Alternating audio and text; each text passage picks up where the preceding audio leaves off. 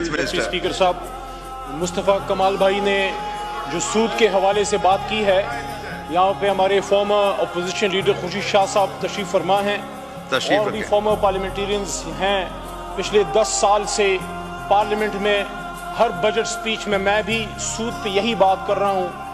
آج میں اپریشیٹ کرتا ہوں مصطفیٰ بھائی کو، نام آپ کا مصطفیٰ ہے لیکن آپ نے آج کام بھی ماشاءاللہ مصطفی بھی کیا ہے۔ آپ نے جو انیشیٹو یہاں لیا ہے، میں اس کو جوڑتا ہوں قائد کی اس بات سے جن کی اس کی سپیچ کا محترم بھائی نے حوالہ دیا ہے 1 جولائی 1948 کا۔ اس کے حوالے سے ایک بات قائد نے سبھی دربار میں محترم ڈپٹی اسپیکر صاحب کی تھی اور وہ اس سے بالکل ڈائریکٹلی کنیکٹڈ ہے۔ قائد نے فرمایا کہ "It is my firm belief that our true salvation lies in following the golden rules of conduct set for us by the great lawgiver of Islam, Muhammad Sallallahu Alaihi Wasallam.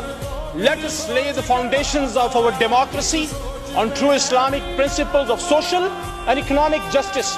اور یہی بات پھر قائد نے 1948 میں اسٹیٹ بینک کو کی، جس کا حوالہ محترم فاضل ممبر جناب مصطفیٰ کمال صاحب نے دیا۔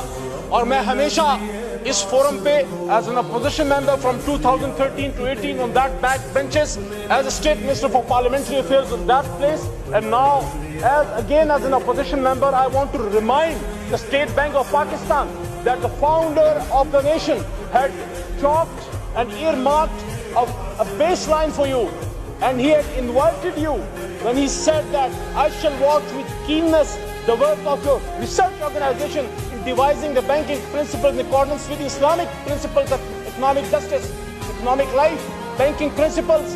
تو پچھلے 75 سال سے جناب ڈپٹی اسپیکر صاحب، پاکستان کا اسٹیٹ بینک، ہماری finance ministry and the people who are connected with the finance division directly وہ ایبروگیٹ کر رہے ہیں قائد اعظم محمد علی جناح کی اس ڈائریکشن کو، جس میں ہم نے فرمایا just 30-40 more seconds. "I shall watch with keenness the work of your research organization in evolving the banking practices compatible with Islamic ideals of social and economic life, the economic system of the West." یہ بڑی important بات ہے۔ وہ آدمی جو پاکستان بنا گیا 1948 میں کہہ رہا ہے دوسری جنگ عظیم ابھی حال ہی میں ختم ہوئی ہے، ملک آزاد ہوا ہے، کہ "The economic system of the West has created almost insoluble problems for humanity, and to many of us it appears that only a miracle can save it from disaster that is now facing the world. It has failed to do justice between man and to eradicate friction from the international field." کہ Western economic system fail ہو گیا ہے۔ قائد فرمانے "On the contrary, it was largely responsible for 2 world wars in the last half century.